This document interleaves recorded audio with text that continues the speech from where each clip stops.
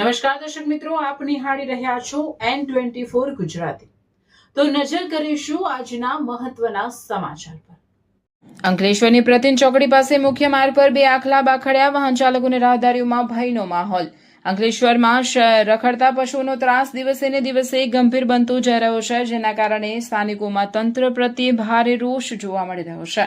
આવી જ ઘટના અંકલેશ્વરની વ્યસ્ત પ્રતિન ચોકડી નજીક મુખ્ય માર્ગ પર બની હતી, જ્યાં અચાનક બે આખલાઓ એકબીજા સાથે બાકડી પડતા અફરાતફરીનો માહોલ સર્જાયો હતો। ભરચક માર્ગ પર આખલાઓ આક્રમક રીતે લડવા લાગતા વાહન ચાલકો અને રાહદારીઓમાં ભય ફેલાયો હતો।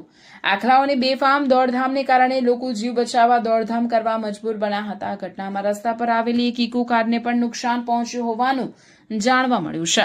સદનસીબે આ સમગ્ર ઘટનામાં કોઈ જાનહાનિ થઈ નથી। જો કે શહેરમાં રખડતા પશુઓના કારણે વારંવાર આવી ઘટનાઓ બનતી હોવાથી સ્થાનિકો સતત ભયના માહોલમાં જીવવા મજબૂર બન્યા છે।